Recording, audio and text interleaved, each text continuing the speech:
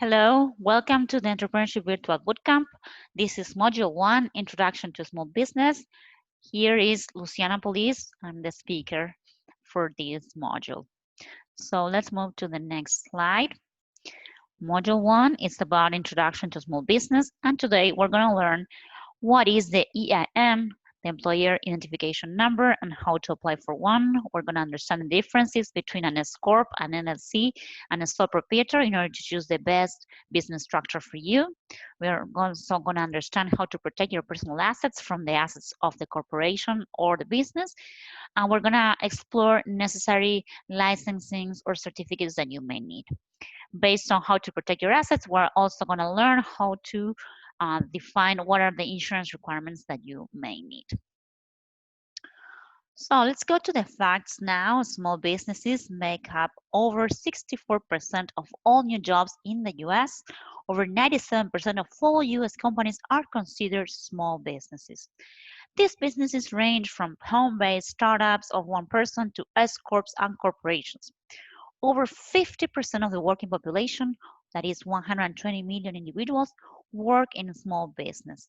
But only 7 out of 10 new employer firms survive at least after the 10 years.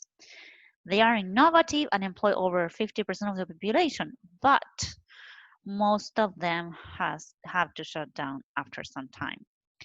Knowing how to create and establish a reputation as an entrepreneur and small business owner takes more than passion and more than a dream. So that's why throughout all the sessions, we're going to learn what's in it to make it successful. Why are you starting a business? That's the first question you have to ask yourself. So he who has a why can bear any how. Yes, that's the main problem. Whenever you start a new business, you dream, you find a lot of things that you like to do. Maybe it's your passion, maybe it's a product that you created, maybe it's a need that you have and the market cannot cover that for you. But whatever the reason, you need to have a very specific purpose that is able to push you through all the problems and all the obstacles that you will face. So being an entrepreneur is not easy. A lot of people say, well, now that you have your free time, you can choose where to work, when not to work. Well, the reality is that entrepreneurs work much more than anybody. They work every day, every time. I'm an entrepreneur and I dream with my business. I wake up thinking about my business. I go to bed thinking about my business. So you need to be very strong and you need to also be very flexible. So you need to be both. Why? You need to be strong to be able to beat all the obstacles, but you need to be flexible so that you can adapt to all the situations and change your business as much as you need to make it work. So in order to achieve that, we need to dream fast, but then we need to think slow. We need to plan. A dream without a plan is just a wish. So working hard is not enough. You must have the right information and work hard in the right places. So we will explore how to turn a dream into a plan. This module explores how to decide on the proper business structure as well as how to submit the correct paperwork. We look at how to create the best shield between the participants' personal assets and the company's assets. So we will explore insurance options and how to utilize your insurance to make sure your assets stay safe. We'll also investigate licensing the state might require for your business. Now, let's move to a checklist. This is a self-assessment that I like to share with you. This is a list of all the things that we'll be seeing all across, all in this course. And you will have to check which ones are for you and which ones are not. Most of them will apply most of the business, so it's good that you review them. So again, in this module, we're not gonna see all of them, only some of them, but across all the other modules, you'll see them all. So the first one has to do with the Social Security or the EIN.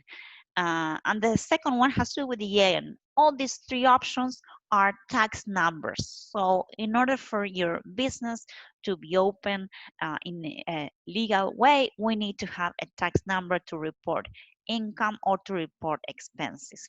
So you have to have either Social Security, or if you don't live in the US and you don't have a Social Security, you can have an E-TIN, and we'll see what is the TIN later on. If you will have an LLC or you will be hiring employees, you will also need an EIN, which is an employer identification number. Then you can have, you will see later that you can choose between different structures, but one of them is the sole proprietor, and the second one, most common, is the ELLC. So business incorporation is when you are not only a sole proprietor, but you incorporate the business so that you have your assets separated from your personal assets. So we're going to learn about that, if you will have to incorporate your company or not. Then we're going to talk about having a separate bank account for your business so that you can have all your income and all your expenses in just one place, and don't mix that with the personal expenses.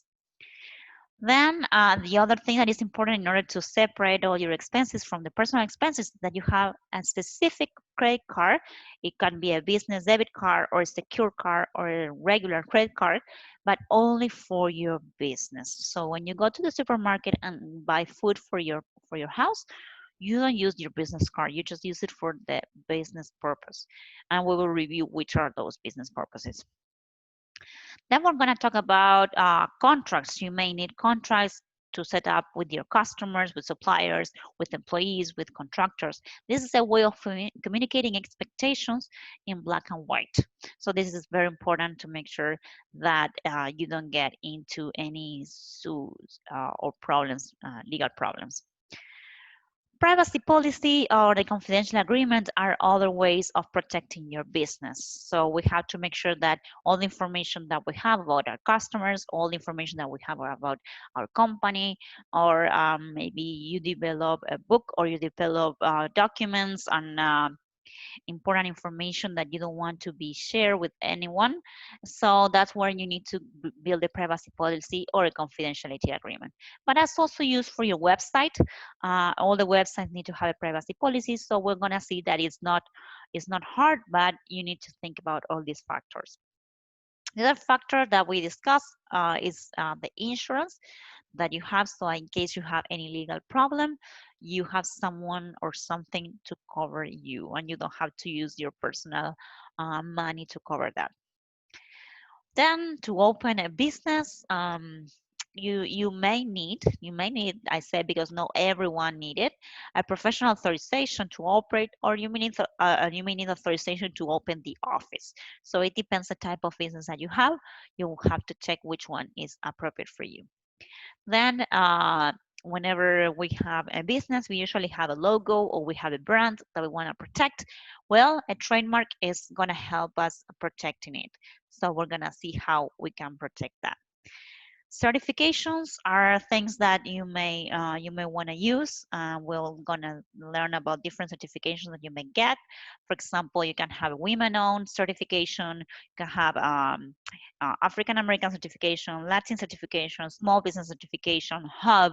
There are different ways of certificating your business so that you get more chances to get selected. There are companies that need to have a percentage of the businesses to be done with small businesses or businesses with certification. So this is a great advantage for you, and we'll teach you what are those and how to get them.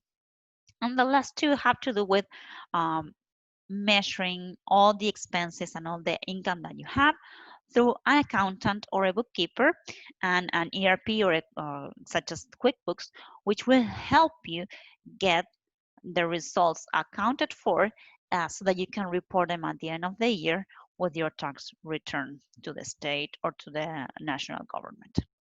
So with all this list, I recommend you that you go over it and see which ones you have and which ones you don't have, and be very careful when we are gonna read all these modules, so that you see if there's something missing and you pay attention to that one in particular. So let's start with the tax identification. So there are many ways that you can be identified to the government. The first one is the Social Security. It's the same one that you use for like, for example, getting your driver's license. So if you have that one, that's great. You can use it to open your business under your name. Sometimes you don't live in the US, maybe you live abroad and you do business in the US, or maybe you come often, but you don't have a legal um, location here in the US. So what you can do is have what is called an EIN, which is a taxpayer identification number that you can use only for tax purposes. And it's not like the Social Security, but we have the same impact, and you will be able to use it to open your business. The third option is the Employee Identification Number, or EIN, which is also known as the Federal Employer Identification Number or the Federal Tax Identification Number. It is a unique 9-digit number assigned by the Internal Revenue Service to business entities operating in the United States for the purpose of identification. When used for the purpose of reporting employment tax, it is usually referred as the EIN. So this is, apart from having your Social Security, you may have to apply for the EIN. So this is in case you have to employ other people. In the case of an LLC, you will need to get the EIN anyway through your Social Security, also your team, and you will use it only for some cases. In some other cases, you just use the Social Security. It looks complicated, but we're gonna learn more about that later on in the class. Basically, a business needs an EIN in order to pay employees and to file business tax returns. So in case you don't have one already, this is the link where you can get it, and it's totally free. So you can get it right away, as long as you have a social or a TIN number. Now, let's go to the company types. What are the company types that you can use to be legal in the US? From sole proprietors and LLCs to S corporations and partnerships, there are various business types, each with its own benefits and limitations. So you have to find out which one is the best for you or for the type of business that you want to build. So sole proprietorships and partnerships need to be registered with the county clerk's office. So that's the option that is most selected with very, very small business owners that they're just opening their business. They just go to the county clerk office and report the business that they want to open. But if you want to decide to incorporate your business to an LLC, you can register it with the Secretary of State office online directly, and you will be able to get it incorporated in 24 hours. But how to decide?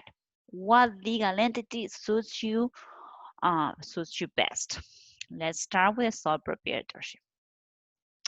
So a sole proprietor is the most common and simplest way of business structure. It exists when a single individual who owns all of the business assets engages in a business activity without the necessity of having to have a formal organization. So the problem with the sole proprietor is that you are personally liable for all debts and liabilities.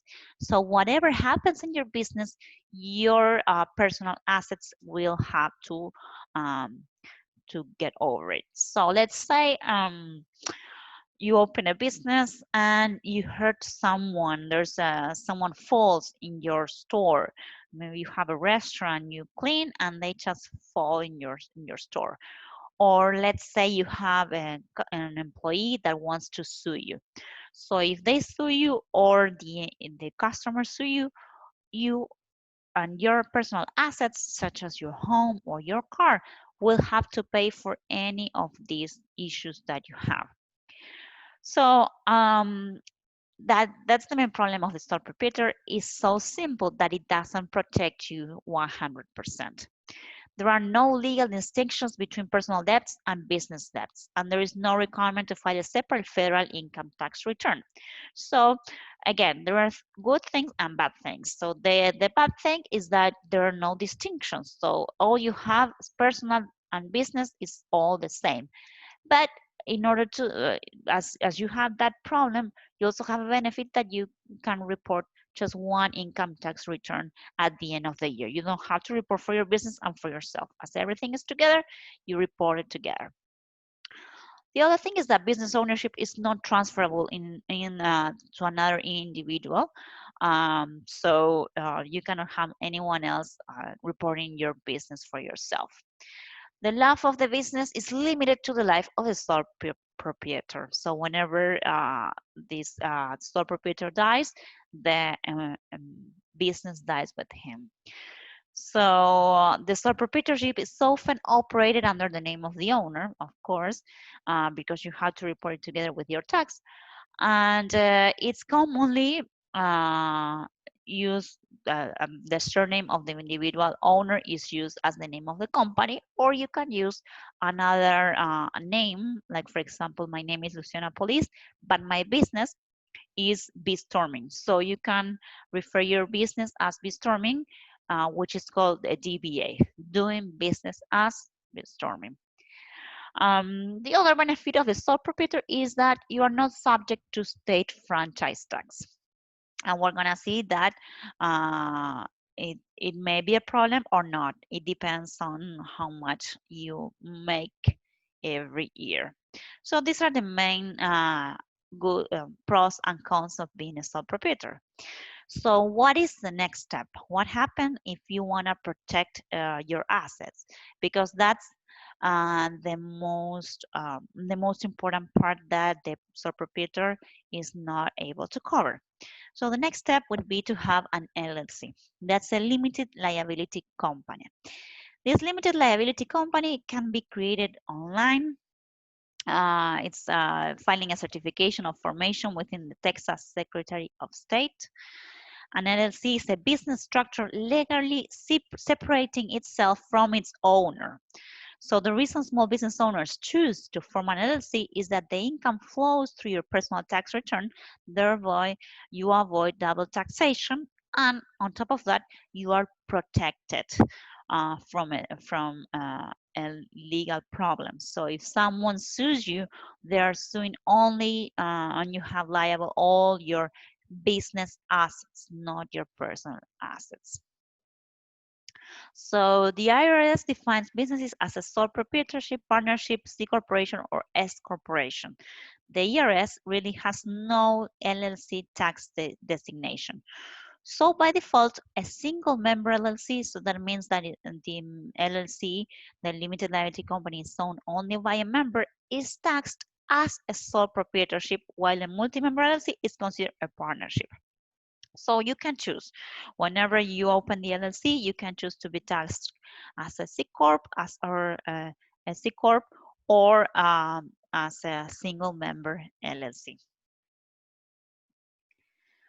So if an LLC selects as an S-corp designation, you may save money on Social Security taxes and Medicare. So that's why I sometimes go to the next step.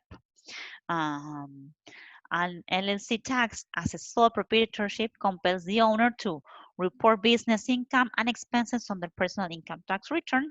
So again, you are not taxed twice. You pay personal income tax on company profits, and you pay Social Security and Medicare taxes also on the state profits. So filing fee for certification of formation of an LLC is only $300. So it's very simple. You just go to the link here, or you can contact me if you have any questions on how to file it.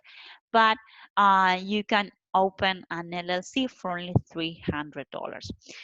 Just as a summary, the good things is that you're protected. All your personal assets are protected and separated from your business assets. But the good thing is that you can report taxes with your at the end of the year, together with your personal taxes. So you are taxed only once. So what is the difference now why we would choose to get an LLC, not a single member, but to upgrade it to an S-corp. So the reason why we would like to do that is it depends on how much money, sorry, we're making every year. So let's go to the S-corp. An S-corp indicates how a business is taxed. Again, it's not a business structure contrary to an LLC designation. A single member LLC cannot be designated as an S-corp. An LLC tax as an S-corp means that the owner's salary will be a business expense. So the owner will report salary and other business profits on their personal income tax return. So whenever you open an LLC, you have about 75 days after formation to elect to be considered an S-corp. So simply put, an LLC is a business structure while an S-corp is not. Instead, an S-corp is a tax election. So an LLC taxed as an S-corp means that the owner's salary will be a business expense. What do we mean with this? It means that let's say your company is making $200,000 a year. If you're an LLC, single member LLC, you will have to report the $200 as the income. Then you have all the expenses of the business, and you will be accounting for all that. Let's say your profit is $150,000. Well, that's the profit, and you're gonna get the Social Security and the Medicare out of that percentage, the $150,000. But what happens if you are an S-corp? If you're an S-corp, you can say that your company made $200,000, that you have X amount of expenses, so the total profit of the company was 150, but you can say that your own salary is only $70,000. In case you report that it's $70,000, what you will have is you will only pay taxes on this salary. So you will only pay taxes on Social Security or Medicare only for the $70,000 instead of the 150 in the LLC single member. That's why a lot of people decide to choose, okay, I'd like to have an S-corp instead of an LLC because I will be paying less taxes. So that's one of the benefits, but the con is that you have more formalities with the S-corp. So you have to adopt bylaws, you have to issue stock, you have to hold initial and annual director and shareholder meetings, and you have to keep meeting minutes with corporate records.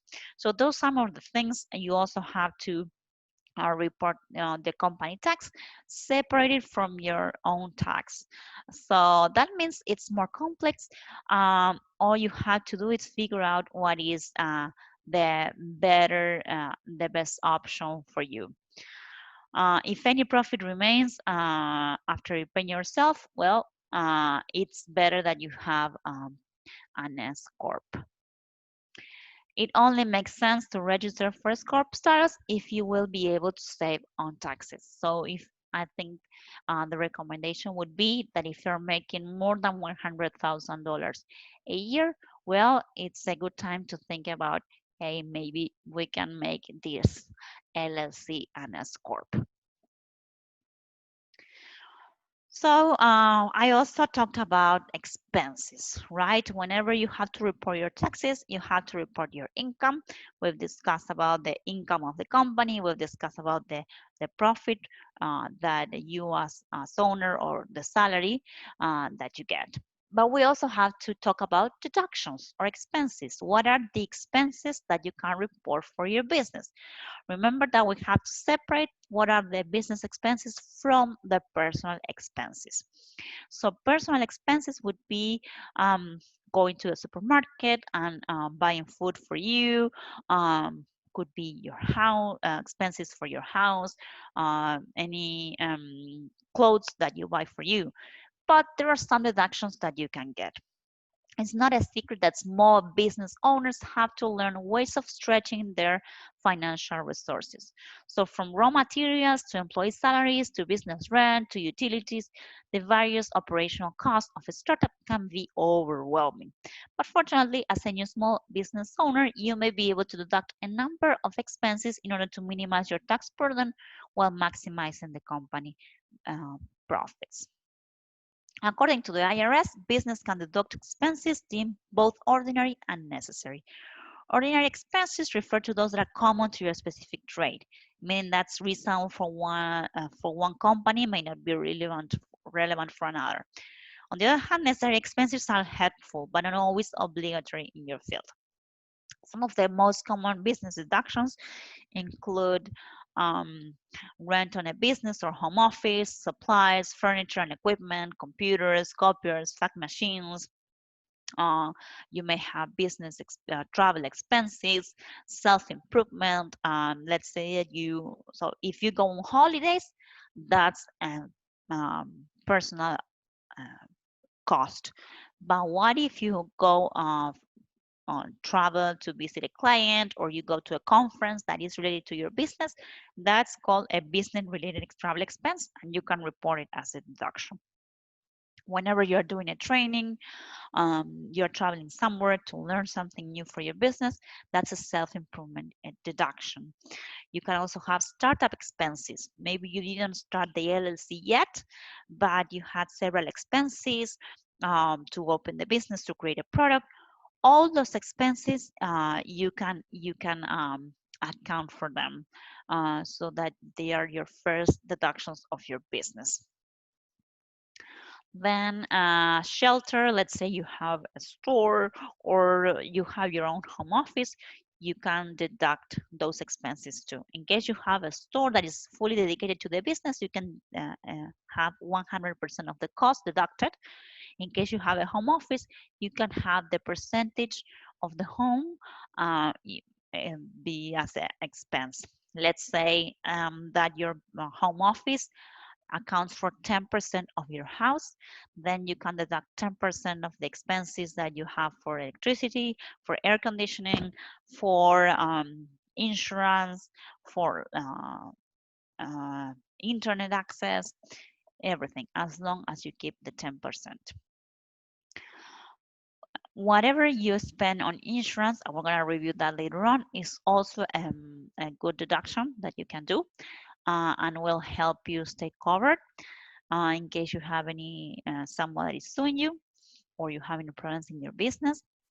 Then selling yourself, that is marketing for yourself or for your business.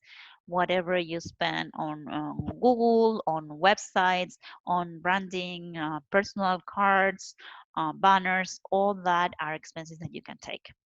You can also take equipment like computer, phone, um, um, printers, your car that you use for uh, traveling around to get to your customers, the oil and gas that you use for your car, even when you clean it, and of course the health insurance that you provide to you or to your employees. All that are valid deductions. Remember always that you need to make sure that they have to do with your business. So once the friend told me that if you get blushed when they ask you, hey, this is a expense for your business, it's because you shouldn't include it. So in case of doubt, please don't include it or ask an accountant. So the basic things that women, for example, have, the basic questions are, well, is makeup part of your selling yourself? No, makeup is not included as an expense. That accounts for a personal expense. What you can account, and it's kind of tricky, is clothes. So whatever clothes you use for your business, you cannot account it unless it's safety gears or very, very specific clothes that you cannot use for anything else. But makeup or haircuts or all that, or shoes, that is not accounted as business as long as you cannot prove it's only for business. Excellent. So now you will have to do a workshop. Um, List some of your business expenses and mention some of expenses that are personal and that you cannot deduct from your taxes. Think about them, write them down, and then you can share it on the LinkedIn group, and you can send me an email to share if you have any questions.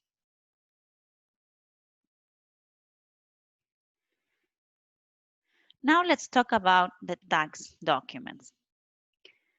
So the first thing that you will need if you want to create an LLC is to have an acceptance of appointment and consent to serve as registered agent.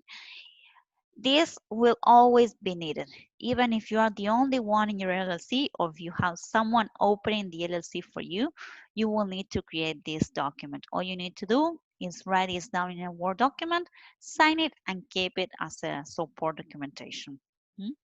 This can be you again or can be someone else, but you just have to have a registered agent, which is the person that will receive all the documentation for your business. So the registered agent will have an address, which is the one that tax or IRS will use to send you the information. So keep this always updated, not only the name, but also the address. In case you need to change the registered agent, you have to go online and change it.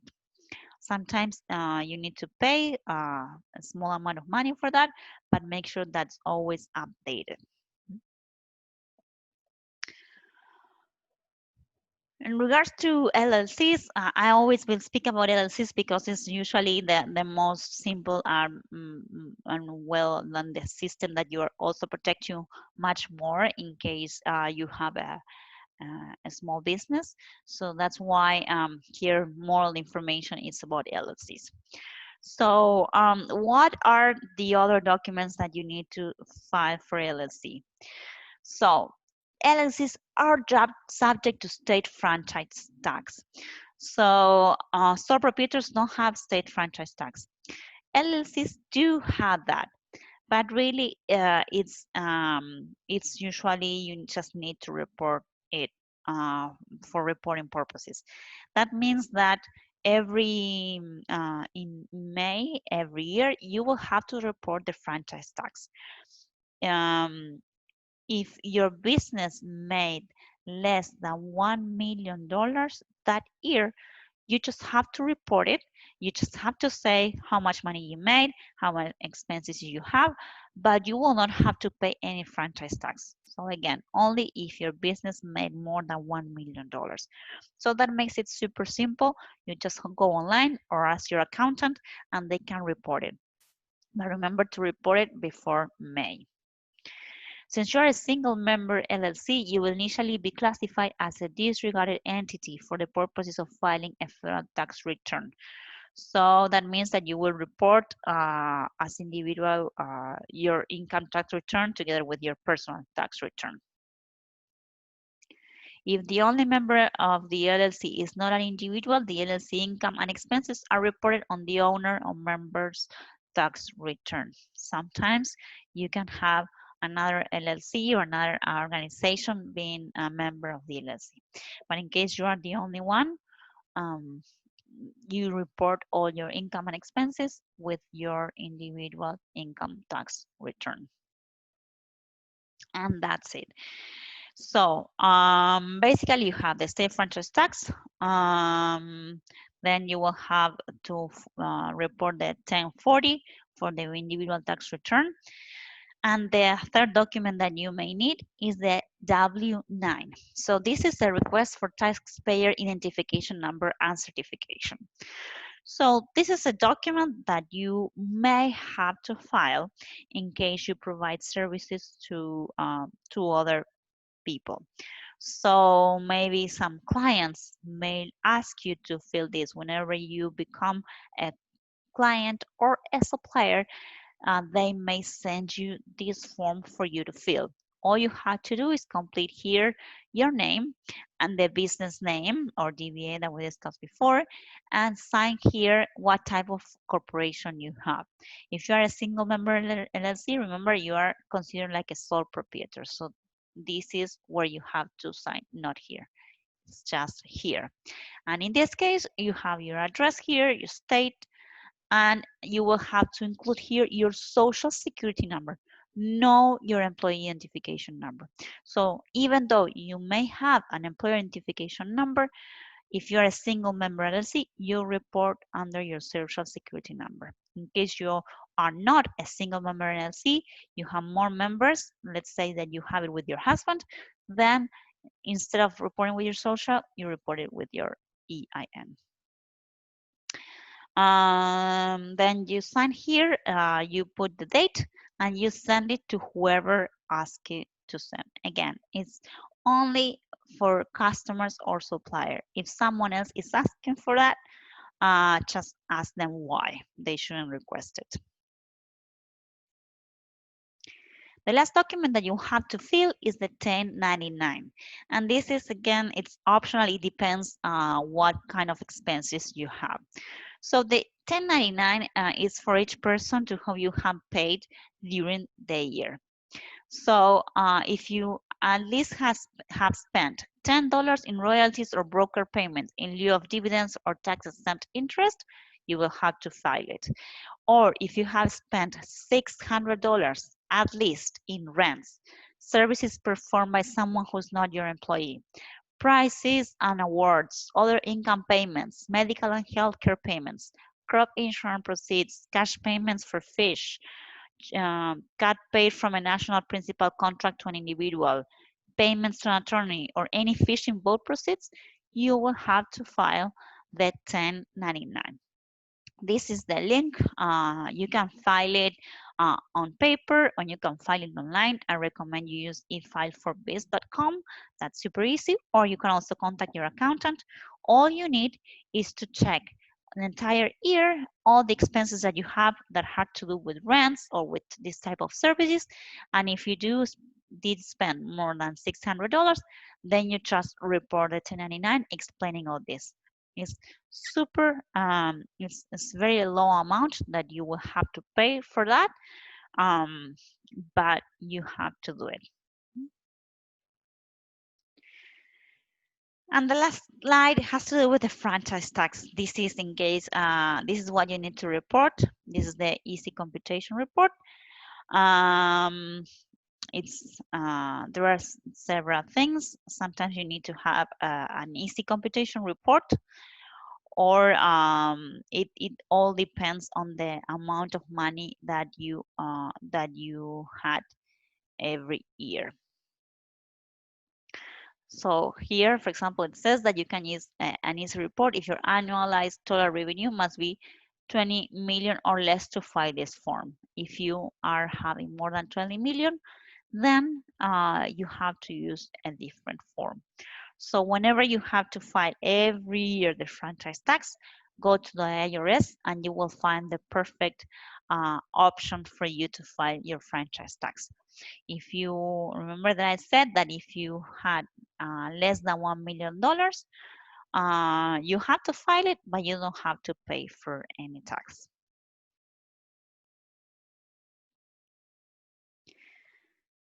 Now let's move to the business permits. Specific businesses on the federal, state, and local level may require a business permit. That could be a license, a permit, a certification, registrations, or authorizations. So you need to define which one is the right for you. You will have to go to your local government and ask them, explain the type of business that you want to open, and see if they require any permits.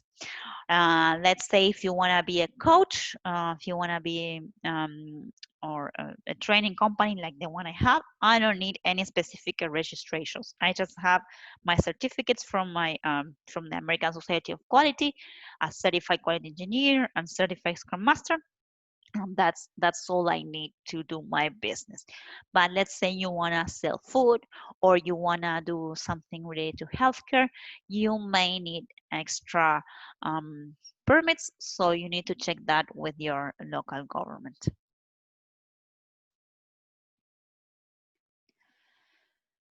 Before I said that there are some accreditations that I recommend. If you, as a small business, you may get benefits if you're part of this organization. So one of the things that you can do that are really easy, you can become BBB, uh, Better Business Bureau accredited. That's a way for you to get your business out there and get other people to see your business and see that you are accredited. There are not many requirements that you need to fill. You just need to contact them, and then we'll help you out with that. You can also choose to be part of to be part of chambers like the Chamber of Commerce Beaumont or the Chamber of Commerce Houston or different chambers all around the states that help you get in touch with other members, with other communities, with other businesses that may help you grow your business. Some other businesses, what they do is that they are certified with the ISO, that's the International Organization for Standardization, which help your business be standardized in quality standards. So that's very common, for example, for manufacturing companies, how you prove that you are manufacturing a good product, a good quality product. So you get certified with the ISO. 9001, which is the one for quality management. There are some for audits. There are some for environmental friendly businesses. So you have to check which is the best for you. Some businesses require specific safety certifications, so you may also require that.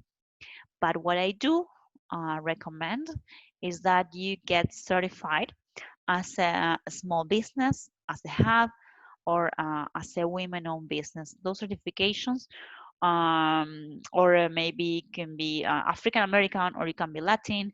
If you're a minority, you have to use it in your favor. So get a certification as a small business. I will in the next modules you will learn more about that. But it's very important to help you stand out from other businesses that have been there for a long time.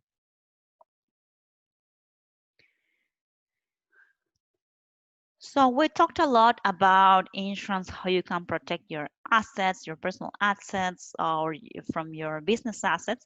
So there are many insurance that you can get. The regular insurances have to do with personal insurance, business insurance, car insurance, and office or home office insurance. So normally you will have an insurance for your house, you may have an insurance for your car, or you may have an insurance for your business. So what type of insurance you can have for your business? So the most common are the workers' compensation.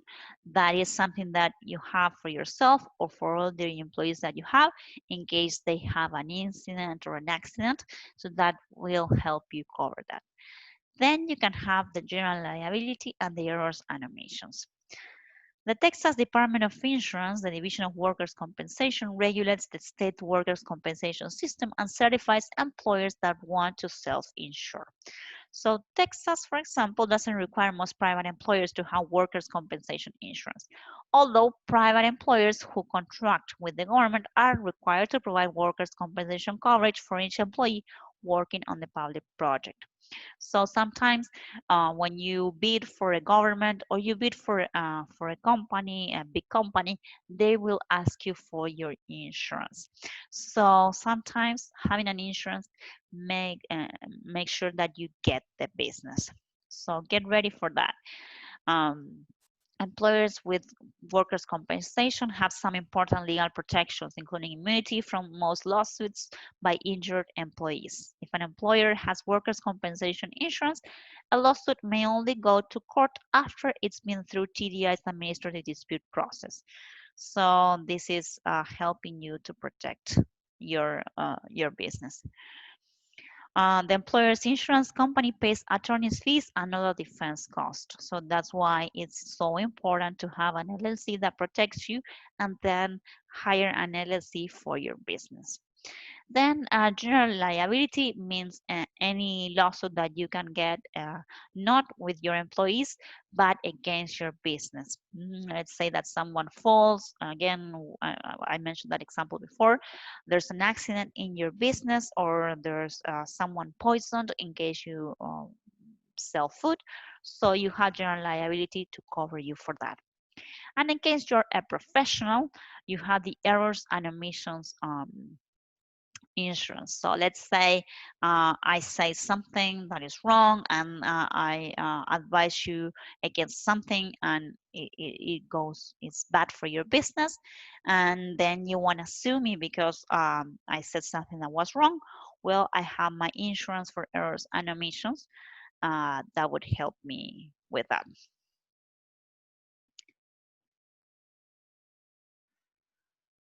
So this is it for this class. In the next class, we're gonna learn how to enter to a new market.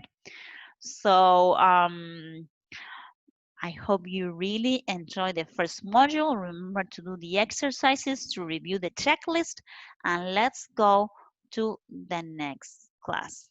Thank you very much.